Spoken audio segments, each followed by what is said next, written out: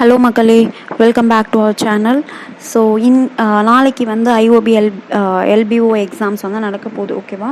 So Indian overseas பேங்க்கோடைய local bank officer. So எக்ஸாமை நீங்கள் எப்படி அப்ரோச் பண்ணணும், ஸோ எந்த மாதிரியெல்லாம் அப்ரோச் பண்ணால் நெகட்டிவ் மார்க் அவாய்ட் பண்ணலாம், எப்படி வந்து நம்மளுடைய ஸ்கோரை இன்க்ரீஸ் பண்ணலாம் அப்படின்றது ஒரு லாஸ்ட் மினிட் டிப்புன்னு வச்சுக்கோங்க. ஸோ ஃபர்ஸ்ட் வீடியோக்குள்ளே போயிடலாம். ஸோ ஃபர்ஸ்ட் என்ன அப்படின்னு பார்த்தோம் அப்படின்னா, ஃபர்ஸ்ட் வந்து 2 ஷிஃப்டாக நடக்க போகுது எக்ஸாம். கரெக்டாக? So shift 1 shift 2. ஷிஃப்ட் 1 வந்து 7:30, ஷிஃப்ட் 2 வந்து 1:30. ஸோ ஆப்வியஸாக நமக்கு இதில் வந்து என்ன தெரிய போகுது அப்படின்னா, நார்மலைசேஷன் நடக்க போகுது. அந்த நார்மலைசேஷன் ஏதோ ஒரு ஷிஃப்ட்டுக்கு தான் நடக்க போகுது. ஏன்னா ஐபிபிஆர் சொல்லிட்டாங்க நார்மலைசேஷன் எப்படி நாங்கள் கண்டக்ட் பண்ணுறோம், அதாவது நார்மலைசேஷன் எந்த மெத்தடில் பண்ணுறோம் அப்படின்றத சொல்லிட்டாங்க. ஸோ அப்போ நார்மலைசேஷன் அப்படின்றது பர்சன்டைல் மெத்தடில் பண்ணுறாங்க. கரெக்டாக? ஸோ அப்படி இருக்கப்போ ஏதாவது ஒரு ஷிஃப்ட்டை பேஸ் ஷிஃப்டாக வச்சு மற்ற ஷிஃப்ட்டுக்கு நார்மலைசேஷன் நடக்கும். அப்போது நமக்கு 2 ஷிஃப்ட்டு தான். அப்போ ஏதோ ஒரு ஷிஃப்ட்டுக்கு மட்டும் தான் நார்மலைசேஷன் நடக்க போகுது. ஸோ அது நல்லா தெரிஞ்சிடுச்சு. ஓகேவா?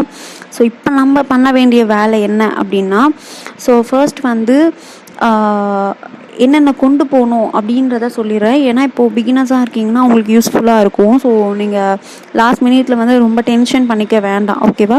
ஸோ ஃபர்ஸ்ட் வந்து ஆல் டிக்கெட் வந்து என்ன அப்படின்னு பார்த்தோம்னா, either black and white or colour. ஓகேவா? இந்த ஆல் டிக்கெட்டில் பேஸ்ட் பண்ணுறதுக்கு ஒரு ஃபோட்டோ. ஓகேவா? ஆல் டிக்கெட்டில் பேஸ்ட் பண்ணுறதுக்கு ஒரு ஃபோட்டோ, அடிஷ்னலாக வந்து 2 ஃபோட்டோ எடுத்துகிட்டு போங்க. ஸோ உள்ளே கேட்பாங்களான்றது தெரியாது. ஏன்னா ப்ரிலிம்ஸ் எக்ஸாம்ஸ் இருந்தால் கண்டிப்பாக கேட்பாங்க. ஸோ இதில் வந்து ப்ரிலிம்ஸ் இல்லை, மெயின்ஸ் மட்டும் அப்படின்றதுனால கேட்கறதுக்கான சான்சஸ் இருக்குது. ஸோ அடிஷ்னலாக ஒரு 2 ஃபோட்டோ எடுத்துகிட்டு போங்க. ஓகேவா? அதுக்கடுத்து ஐடி ப்ரூஃபில் நீங்கள் ID proof original plus photocopy. ஓகேவா?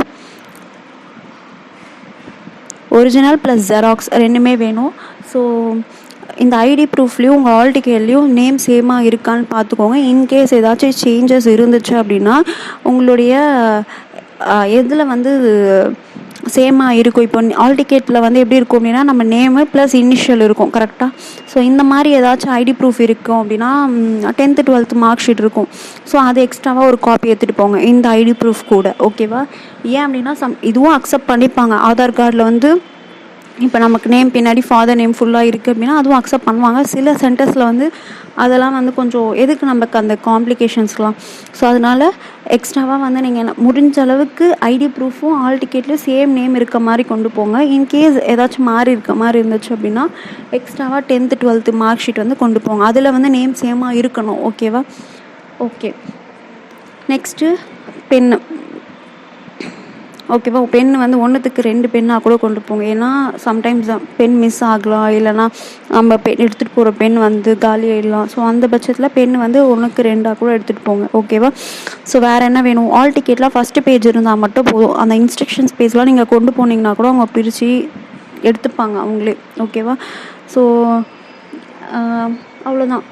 நெக்ஸ்ட்டு முடிஞ்ச வரைக்கும் என்னென்னா, இப்போது சில எக்ஸாம் சென்டர்ஸில் வந்து என்ன பண்ணுறாங்க அப்படின்னா, இந்த ஜுவல்ஸ்லாம் வந்து ரிமூவ் பண்ண சொல்கிறாங்க. பேரண்ட்ஸ் கூட போகிறீங்க அப்படின்னா ஓகே, கோல்ட் ஜுவல் கூட்டிட்டு போகிறீங்க அப்படின்னா ரிமூவ் பண்ணி கொடுத்துடலாம்.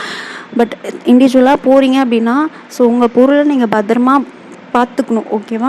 ஸோ நீங்கள் திங்ஸ் எல்லாம் எல்லாமே வெளியவே தான் வச்சுட்டு, இப்போ பேக்லாம் கொண்டு போகிறீங்க அப்படின்னா அதுக்கான ஸ்பேஸ்லேயே வச்சுட்டு போவீங்க. ஸோ அது வந்து சேஃபாக இருக்குமா இருக்காதா அப்படின்றதுலாம் தெரியாது. அதனால் முடிஞ்ச அளவுக்கு கோல்டு சில்வர் இதெல்லாம் போடாமல், ஓகேவா, விற்கிற ஜுவல்ஸே கூட போட்டுட்டு போங்க. ஓகேவா?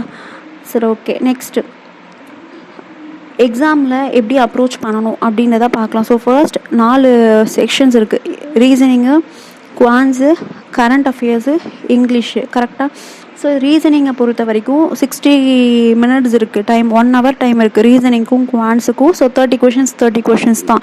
ஸோ ஃபர்ஸ்ட் சிம்பிளான இருக்க டாபிக்ஸை அப்ரோச் பண்ணுங்கள். ஓகேவா? 1 hour இருக்குது உங்களுக்கு. ஸோ அதனால் நீங்கள் என்ன பண்ணுங்கள் அப்படின்னா, நீங்கள் மார்க் ஃபர்ஸ்ட் எல்லா கொஷினும் ஒன்ஸ் அனலைஸ் பண்ணிவிட்டு கூட நமக்கு போகிற அளவுக்கு டைம் இருக்கும். ஸோ நீங்கள் ஆல்ரெடி 2-3 மெயின்ஸ் கொடுத்துருந்தீங்க அப்படின்னா கண்டிப்பாக இவங்களுக்கு அந்த 60 minutesன்றது ரொம்ப சஃபிஷியண்ட்டாக இருக்கும். ஸோ எதை வச்சு சொல்கிறேன்னா, ஆல்ரெடி 2 எல்பிஓவில் அப்படி தான் இருந்தது. ஓகேவா? எல்லாருமே 60 out of 60 போடுற மாதிரி தான் இருந்தது. ரீசனிங்லேயும் குவான்ஸ்லேயும் அந்தளவுக்கு ஈஸியாக தான் இருந்துச்சு. ஸோ ரீசனிங்கும் குவான்ஸையும் நினச்சி வரி பண்ணாதீங்க. இன்கேஸ் தெரியலனா கூட அந்த இடத்துல உட்காராமல் ஒரு மார்க் பண்ணிவிட்டு அந்த கொஷினை மார்க் பண்ணிவிட்டு அடுத்த கொஷினுக்கு போங்க. எல்லா கொஷினும் முடிச்சுட்டு வந்துட்டு லாஸ்ட்டாக வந்து என்ன பண்ணுங்க அப்படின்னா அந்த ஸ்டக்கான கொஷின்ஸ்க்கு வாங்க. ஓகேவா? ஸோ ரீசனிங்கை பொறுத்த வரைக்கும் அந்த சில்லாஜிசம்மு, அதுக்கப்புறம் இன்இக்வாலிட்டி, அதுக்கப்புறம் ஆல்ஃபபெட் சீரீஸ், இதெல்லாம் ஃபஸ்ட்டு முடிச்சுடுங்க. ஓகேவா? இதெல்லாம் முடிச்சுட்டு லாஸ்ட்டாக வந்து பசில்லையும் ஃபர்ஸ்ட் அந்த ஒரு வேரியபிள் வச்ச பசில்ஸ்லாம் இருக்கும், அதெல்லாம் முடிச்சுட்டு அதுக்கப்புறம் லாஸ்ட்டாக வந்து என்ன பண்ணுங்க அப்படின்னா மற்ற எல்லாத்தையும் அட்டன் பண்ணுங்கள். ஓகேவா?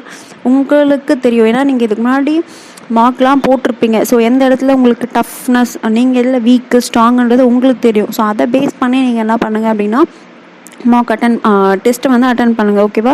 ஸோ குவான்ஸ்லேயும் அப்படி தான். ஸோ என்னென்ன வரும் அப்படின்னா மிஸ்ஸிங் சீரீஸ் ஒரு வந்து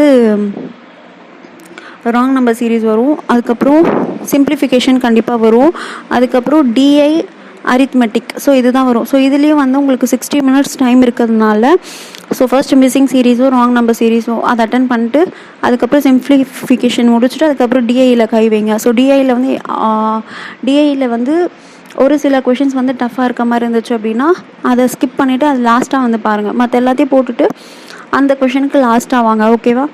ஸோ அரித்மெட்டிக்கில் ஃபார்முலாஸ்லாம் வந்து நல்லா பார்த்துக்கோங்க. ஃபார்முலாஸ்ன்னு பார்த்தோம் அப்படின்னா ஏரியா அண்டு வால்யூம் அது இருக்கும் ஃபார்முலாஸு. மற்றபடி ஃபார்முலாஸ் பெருசாக இருக்காது, அதுக்கு தான் இருக்கும். ஓகேவா? ஸோ அந்த ஃபார்முலாஸ்லாம் கரெக்டாக பார்த்துக்கோங்க. ஓகேவா? ஸோ நெக்ஸ்ட்டு ஒரு மிகப்பெரிய ஸ்கோர் டிஃப்ரென்ஸ் வந்து ஒரு ஆஸ்பிரண்ட்டுக்கும் இன்னொரு ஆஸ்பிரண்ட்டுக்கும் வரணும் அப்படின்னா இந்த கரண்ட் அஃபேர்ஸையும் இங்கிலீஷ்லேயும் தான் வரும். ஏன்னா ஸோ ரீசனிங்கும் குவான்ஸும் இந்த ஆல்ரெடி கண்டக்ட் பண்ண 2 LBOலையும் 60 out of 60 எடுக்கிற மாதிரி தான் இருந்தது. ஸோ இன்னொரு விஷயம், ரீசனிங்லேயும் குவான்ஸ்லையும் உங்களுக்கு 60 minutes டைம் இருக்கிறதுனால ஒன்ஸ் நீங்கள் சீக்கிரமாக முடிச்சிட்டினாலும் திருப்பியும் ரீசெக் பண்ணுங்கள், ஏதாவது தப்பு பண்ணியிருக்கீங்களா அப்படின்னு சொல்லிட்டு. ஏன் அப்படின்னா நம்ம அவசரமாக போட்டதில் ஏதாவது சின்ன மிஸ்டேக்ஸ் பண்ணியிருக்கலாம்.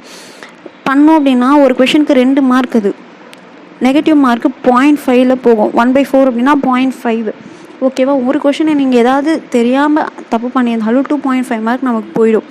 ஓகேவா? அதனால் முடிச்சதுக்கப்புறம் டைம் இருந்துச்சுன்னா உட்காந்து அதை செக் பண்ணுங்கள். திருப்பியும் ஒன்ஸ் நீங்கள் போட்டது எல்லாம் கரெக்டாக போட்டிருக்கீங்களா அப்படின்றத செக் பண்ணுங்கள். ஓகேவா?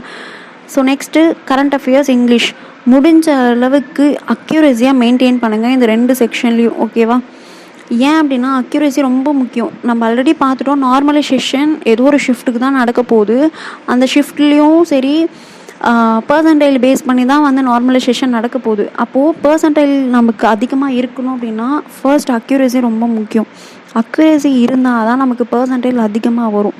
ஓகேவா? அதனால் அக்யூரேசி உங்களுக்கு கரண்ட் அஃபேர்ஸில் 10 தான் தெரியுது அப்படின்னா அந்த 10 கரெக்டாக போடுங்க. நீங்கள் கெஸ் ஒர்க்கு எக்ஸ்ட்ரா 1-2 பண்ணுறதோடு நிறுத்திக்கோங்க. ஓகேவா? அதை மீறி கெஸ் ஒர்க் பண்ணுறன்ற பேரில் நெகட்டிவ் மார்க்கு நமக்கு வரக்கூடாது. ஓகேவா? இங்கிலீஷ்லேயும் அதே மாதிரி தான். ஸோ இந்த 2 ஆல்ரெடி இங்கே எல்லோரும் ப்ரிப்பேர் பண்ணியிருப்பீங்க. ஸோ கரண்ட் அஃபேர்ஸ்லாம் வந்து ரிவிஷன்லாம் கொடுத்துருப்பீங்க. ஸோ யாரும் வரி பண்ண வேணாம், நீங்கள் என்ன படிச்சிங்களோ அதுதான் வரப்போகுது கரண்ட் அஃபேர்ஸ். ஓகேவா? ஸோ அதனால் யாரும் வரி பண்ணாதீங்க. ஸோ இதுதான், வேறு எதுவும் இல்லை. ஸோ உங்களுக்கு தெரியும், நீங்கள் ஆல்ரெடி மார்க் டெஸ்ட்லாம் அட்டன் பண்ணியிருப்பீங்க. ஸோ எப்படி ஹேண்டில் பண்ணணும் அப்படின்றத நான் சொல்லிட்டேன். ஸோ எக்ஸாம் சென்டர்ஸ்க்கு ஒரு 1/2 hour பிஃபோரோ 1 hour பிஃபோரோ முன்னாடியே போங்க. வேறு ஸ்டேட்டில் போட்டிருக்காங்க அப்படின்னா ஸோ நீங்கள் பிஃபோராக 1 hour முன்னாடியே போகிறதா நல்லது. ஏன்னா உங்களுக்கு நீங்கள் ஏரியா தெரிஞ்சிருக்கணும், எந்த இடத்துல ஏரியா புதுசுன்றதுனால எங்கே இருக்குது ஏதுன்னு இதெல்லாம் நீங்கள் தேடிட்டு போகிறதுக்குள்ளே டயர்ட் ஆகிடுவீங்க. ஸோ நீங்கள் கொஞ்சம் காம் பண்ணணும், ரிலாக்ஸ் பண்ணோம் அப்படின்னா கொஞ்சம் முன்னாடியே போனால் தான். ஓகேவா? எக்ஸாமுக்கு உள்ளே கூட எக்ஸாம் சென்டர் உள்ளே கூட ஒரு முன்னாடியே போயிட்டு ஒரு 10-15 நிமிஷம் உள்ளே போய் உட்காடுறீங்க அப்படின்னா ரிலாக்ஸ் பண்ணுங்கள். உள்ளே உட்காந்துட்டு லாஸ்ட் மினிட்ல போயிட்டு உங்களுக்கு அந்த ப்ரெஷர் எடுத்துக்கிட்டு ஸோ அந்த ப்ரெஷர் என்ன ஆகும் அப்படின்னா கண்டிப்பாக எக்ஸாமுக்கு ரிஃப்ளெக்ட் ஆகும். ஸோ அதனால் அந்த ப்ரெஷரை மட்டும் யாரும் கொண்டு போகாதீங்க. ஸோ இன்னொரு விஷயம் என்னென்னா, நீங்கள் உங்கள் டேபிளுக்கு போய் உட்காடுறீங்க, உங்கள் சிஸ்டம்க்கு போகிறீங்க அப்படின்னா ஃபஸ்ட்டே செக் பண்ணிக்கோங்க அந்த மவுஸ்லாம் ஒர்க் ஆகுதா. ஏதாச்சும் ஒர்க் ஆகலை அப்படின்னா அந்த டைமே எக்ஸாம் ஸ்டார்ட் பண்ணுறதுக்கு முன்னாடியே வந்து அங்கே இருக்க இன்விஜிலேட்டர்ஸ் கிட்ட சொல்லிவிடுங்க சேஞ்ச் பண்ண சொல்லி. ஓகேவா? ஸோ எக்ஸாமுக்கு நடுவில் ஏற்பட்டுச்சு அப்படின்னா அதுவும் நமக்கு ஒரு டென்ஷனை கொடுத்துரும். ஸோ இது எல்லாமே நம்மளுடைய அட்டம்ப்டையும் அஃபெக்ட் பண்ணும், நம்மளுடைய ஸ்கோரையும் அஃபெக்ட் பண்ணும். ஓகேவா? சரி, ஓகே. ஸோ அவ்வளோதான். ஸோ வேறு எதுவும் இல்லை, மீது எல்லாமே உங்களுக்கே தெரியும். ஸோ ஏதாச்சும் டவுட் இருந்துச்சுன்னா நீங்கள் கேளுங்க. So all the best to all. எல்லோரும் நல்லா பண்ணுங்கள். ஓகேவா? ஸோ அட்டன் பண்ணிவிட்டு எக்ஸாம் முடிச்சுட்டு ஸோ எக்ஸாம் எந்த லெவலில் இருந்துச்சு, நீங்கள் எப்படி பண்ணியிருக்கீங்க அப்படின்றதையும் நீங்கள் என்ன பண்ணுங்கள் அப்படின்னா கமெண்ட் செக்ஷனில் சொல்லுங்கள். ஓகேவா? So thank you all.